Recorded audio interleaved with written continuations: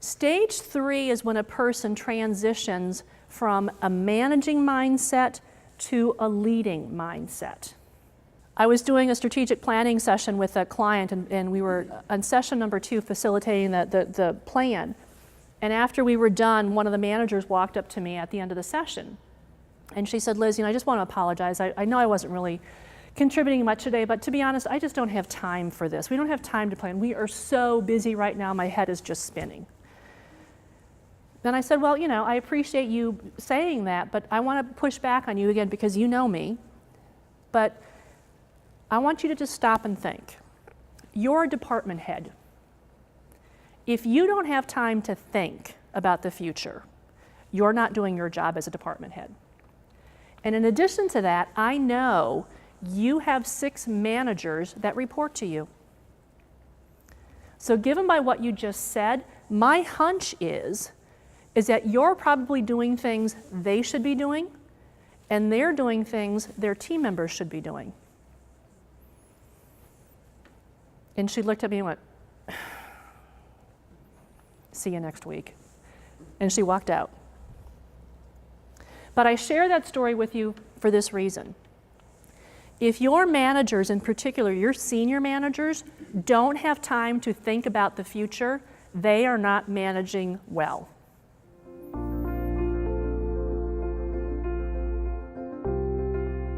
When stage 3 leaders do their jobs well, stage 4 leaders emerge quickly. Because when, as a manager, you can visualize how the company is going to look different or how your department needs to be different going forward, it becomes fairly easy then to start identifying what kinds of structure, what kinds of talent, what types of positions do we need to start thinking about putting in place now or developing now so when they need to go live, they're ready. So stage 4, transitioning from leading to mentoring, is this whole mindset of how do I develop depth? How do I develop depth and talent within my department? How do I help people offload what they know and share it with others? Now, stage 5 is where we have an individual who transitions from a mentoring mindset to a moving on mindset. Now, moving on can look a couple different ways. This might be when a person moves on by leaving the organization. A person may take a position with a different company. The person may retire. Or the person may simply move on to another position within the organization. The whole point of stage 5 is that the person is transitioning positions. And of all 5 stages, this is probably the most selfless of all the stages. Because this is where you have to position someone else to seamlessly slide in while you transition out so it doesn't negatively impact the organization.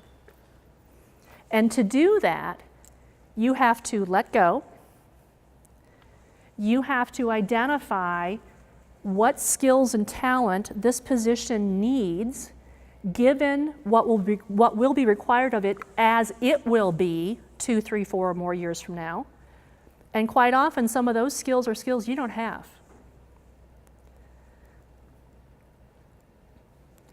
And this also requires you to tee that person up for success. To interact with that person, share your network with that person, share your resources with that person. So when you're not there, this person is able to fulfill those position responsibilities. So the whole idea in stage 5 is seamless transitions. And here's what I would encourage you to share with your managers. Simply suggest to them that one of the tests that they run when they do cross-training is the next time someone is scheduled for vacation. Okay? Let's pull that employee and that employee's backups in and have a conversation with them. And so if we know that Keith is going to go on vacation 6 weeks from now, he has 6 weeks to cross-train whoever the designated backup or backup people are on how to do his position while he's gone. So then when he goes on vacation, the test is how many times did people call him, or how many times were people stumped?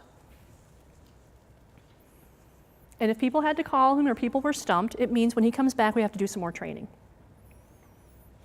But the ideal test is he goes on vacation and no one calls him and no one is stumped. And what's fun about this is when I do this with clients and I have owners of companies, they're like, oh God, I'm working so hard to go on vacation. I go on vacation and I gotta work and I come back and I work so hard. It's like, okay, here's the test. At the next senior leadership team, we're gonna tell them, you're going on vacation in 5 weeks.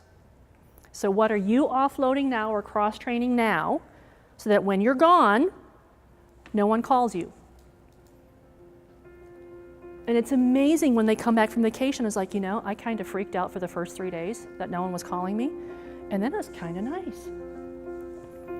That's the test. That's the test.